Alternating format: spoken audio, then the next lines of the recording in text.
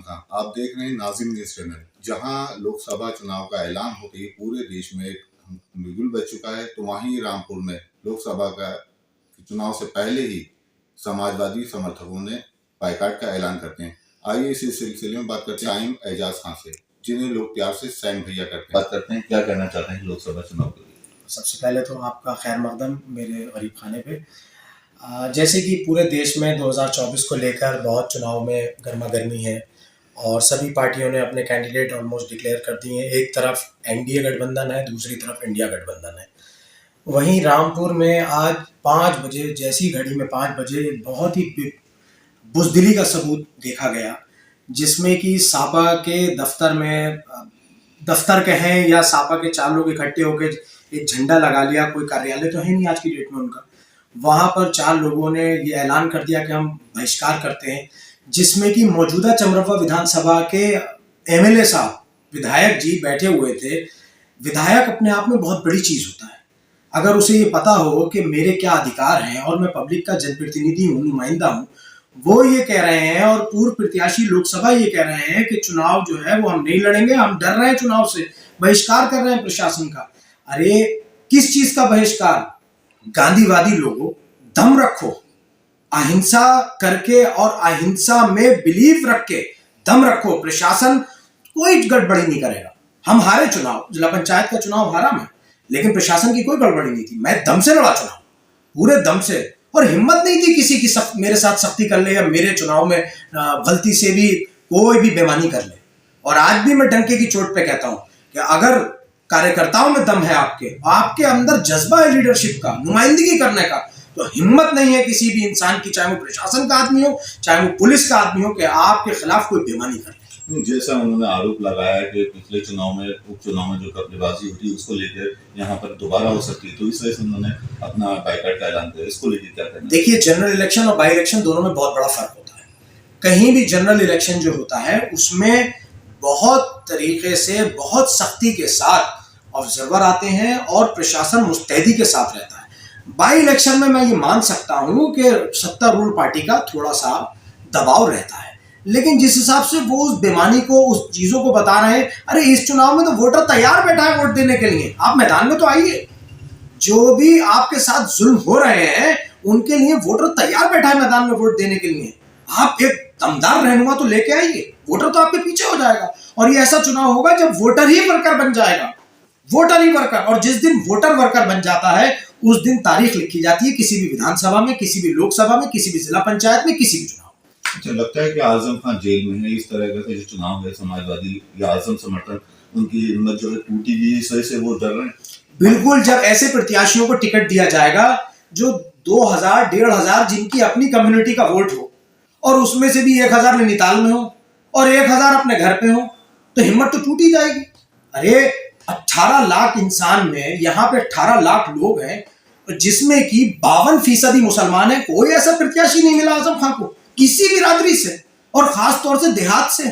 16 lakh vote देहात का है, तकरीबन 15-16 लाख वोट। नहीं, चुनाव के लिए इसमें अब्दुल सलाम का भी नाम जिक्र हो रहा था और मुन्ना मशहूर का नाम था, आत्मा जबी का भी था, आसिम राजा का था। एंड वक्त पे उन्होंने क्यों घोषणा ऐसा करा बाइकाट का, क्या वजह रही है? देखिए, हमेशा से ही कुछ लोगों की मानसिकता राजनीति में ऐसी रही है कि वो काबिल लोगों को आगे नहीं बढ़ने देना चाहते।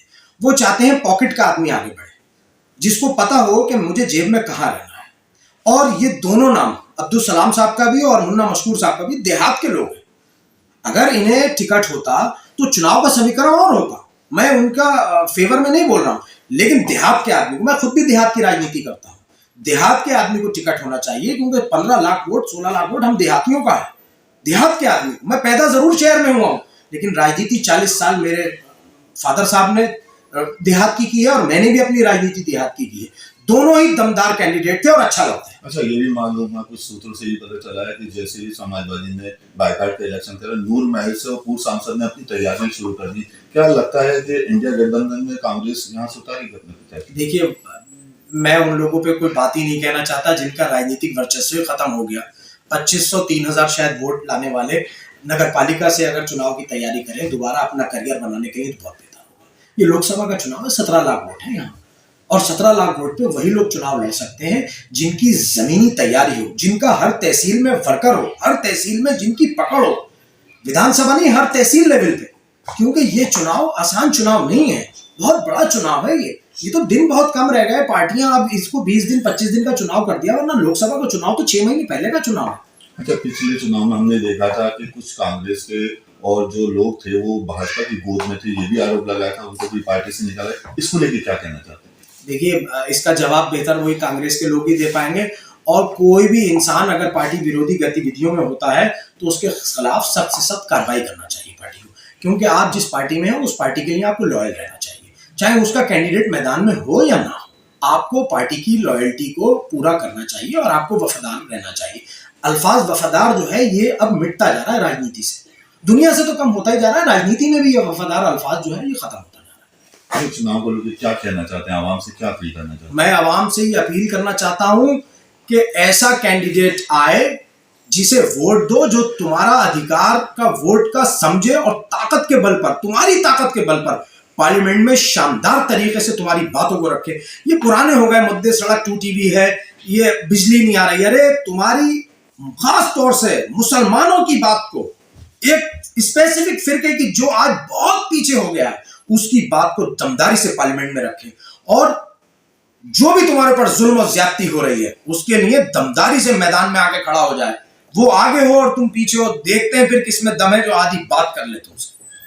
ये थे साइम एजाज खान हमारे साथ। इन्होंने चुनाव को लेकर जो अपने इजहार किया है और मांग करी है अखिलेश यादव से कि मुझे भी टिकट दिया जाए, मैं नौजवानों की आवाज़ बुलंद करूंगा और जो यहाँ के मसाइल हैं, रोजगार को लेके और मसाइल है, उसको लेकर आवाज़ बुलंद करेंगे। मैं एक बात और कहना चाहूंगा, अगर कोई लड़ने को राजी नहीं है, इतनी कमजोर हो गई है सापा के, उसमें 92 साल के विधायक हैं जिनको 4 आदमी गाड़ी में बिठाते हैं और 4 गाड़ी से उतारते हैं, जो ना मैयत में जा सकते हैं ना शादी में जा सकते हैं।